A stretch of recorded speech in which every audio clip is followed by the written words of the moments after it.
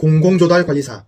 내년부터 자격증 있는 기업은 가점 3점을 받게 됩니다.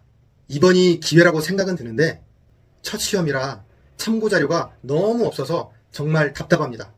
그래서 아예 조달청 표준교재로 연습문제 80문항을 만들었습니다. 이번 영상에서 10문항을 같이 풀어볼 거고요. 20문항을 더 추가해서 표준교재 1권에 해당하는 30문항 오픈 채팅방에 올려두겠습니다. 고민, 걱정, 답답함이 있으셨다면 고정 댓글 클릭하시고 오픈 채팅방으로 들어오세요.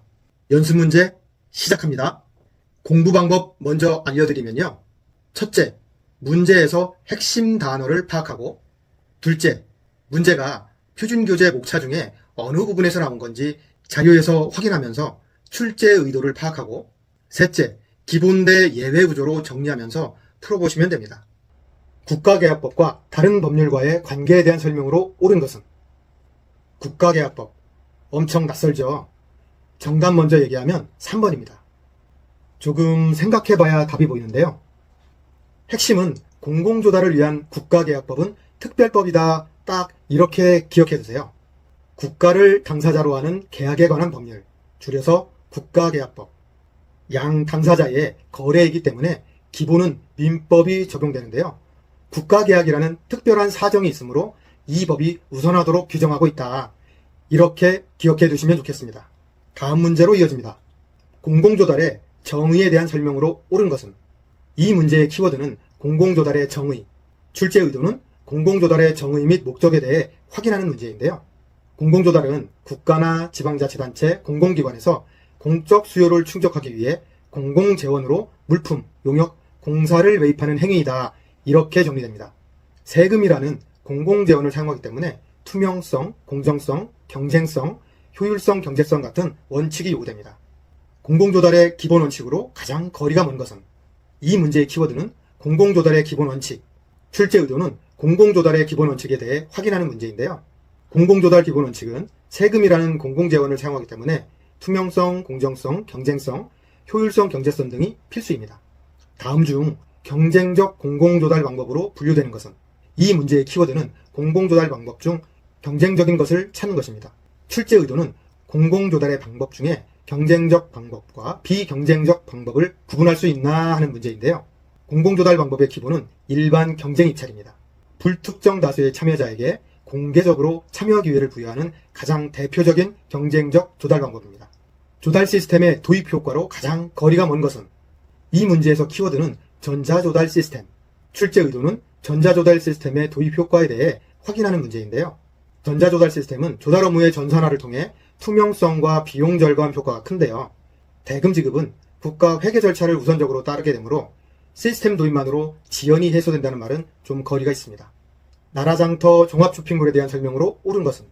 이 문제에서 키워드는 나라장터 종합쇼핑몰, 출제 의도는 우리나라의 전자조달 시스템인 나라장터에 대해 확인하는 문제인데요. 나라장터 종합쇼핑몰은 국가종합 전자조달 시스템의 일부로서 수요기관과 조달기업이 이 시스템에서 입찰, 계약, 지불까지 통합 처리할 수 있는 기능을 제공합니다.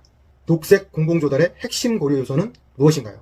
이 문제의 키워드는 녹색 공공조달, 출제 의도는 전략적 공공조달의 한 분야인 녹색 조달에 대해 확인하는 문제입니다. 녹색 공공조달은 제품의 도입, 사용, 폐기까지 전체 생애주기에 들어가는 총 비용을 기준으로 친환경성을 평가합니다. 중소기업자 간 경쟁제도에 대한 설명으로 옳은 것은? 이 문제의 키워드는 중소기업자 간 경쟁제도, 출제 의도는 전략적 공공조달의 한 분야인 중소기업을 지원하는 조달제도에 대해 확인하는 문제입니다. 중소기업자 간 경쟁제도는 추정가격이 일정 금액 이하인 특정 제품에 대해 중소기업만 입찰에 참여하도록 하여 중소기업의 판로를 지원하는 제도입니다. 혁신제품 공공조달에 대한 설명으로 가장 먼 것은? 이 문제의 키워드는 혁신제품, 출제 의도는 전략적 공공조달의 한 분야인 혁신제품 조달, 기술개발 제품 조달에 대해 확인하는 문제입니다. 혁신제품은 조달청의 까다로운 심사 과정을 거쳐 지정되는데요.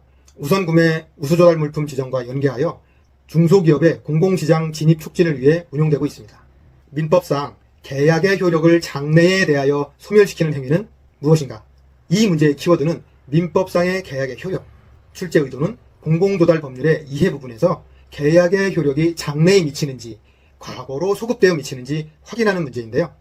해지는 당사자 일방의 의사표시만으로 장래에 대하여 계약 효력을 소멸시키는 행위이고, 해제는 이미 발생한 효력을 소급하여 소멸시키는 행위로 원상 회복 의무가 있습니다.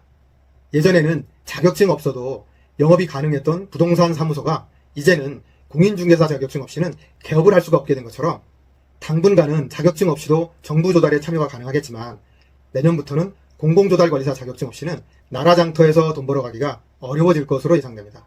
함께 공부하실 분들은 고정 댓글에 오픈 채팅방으로 들어오시면 됩니다. 오늘 풀어본 10문항에 20문항을 추가해서 총 30문항 올려두겠습니다.